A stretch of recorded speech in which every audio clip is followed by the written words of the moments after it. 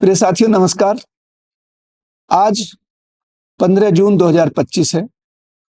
ठीक 810 साल पहले आज ही के दिन यानी कि 15 जून 1215 को मैग्ना कार्टा नाम की एक बहुत बड़ी विश्व में एक कह सकते हैं आप क्रांति टाइप से हुई, जिसमें तत्कालीन किंग जोहन जो इंग्लैंड के राजा थे, उन्हें अपना जो सरेंडर करना पड़ा जनता के सामने। और इसका किस्सा ऐसा था कि जो वहाँ के किसान कह लीजिए या बैरन्स कह लीजिए, उन पे बहुत सारे कर राजा ने लाद दिए, जिससे जनता परेशान हुई।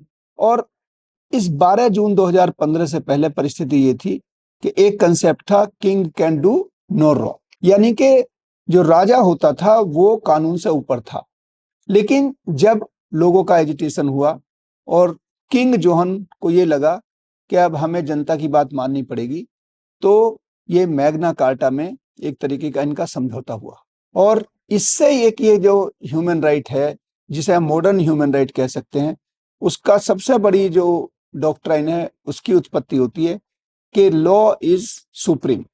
The concept of king can do no wrong is no more exist. यानी कि इसके बाद 12 जून 2015 में मैग्ना कार्टा के बाद कानून सर्वोपरि हो गया, राजा भी कानून से नीचे हो गए, यानी कि कानून राजा के ऊपर भी लागू होगा। तो जो हमारा आर्टिकल 14 है इंडियन कॉन्स्टिट्यूशन में, उसमें एक अपेंडेजेस है, एक हिस्सा है उसका equal protection of the law और दूसरा है इक्वलिटी बिफोर लॉ। तो Magna carta basically equality before law को स्थापित करता है और ये ह्यूमन राइट का एक बहुत बड़ा हिस्सा बना, क्योंकि पहले राजा जब कानून से ऊपर है तो वो कुछ भी कर सकता है, उसका कानून कुछ नहीं बिगाड़ सकता। तो रूल ऑफ लॉ को लागू करने के लिए भी जो मैग्ना कार्टा का जो योगदान है वो बहुत ही इंपॉर्टेंट है।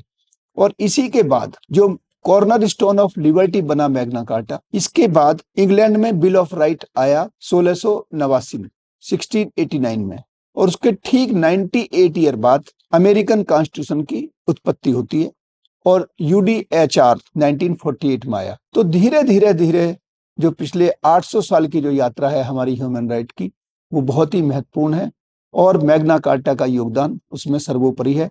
रूल ऑफ लॉ लाने में मैग्ना कार्टा ने बहुत बड़ा योगदान किया। इन्हीं शब्दों के साथ मैं अब आपसे विदा लेता हूं और आप हमारे चैनल को हमेशा पसंद करते हैं, लाइक करते हैं, इसको सब्सक्राइब भी करिए और अपने साथियों में इसको शेयर भी करिए। धन्यवाद।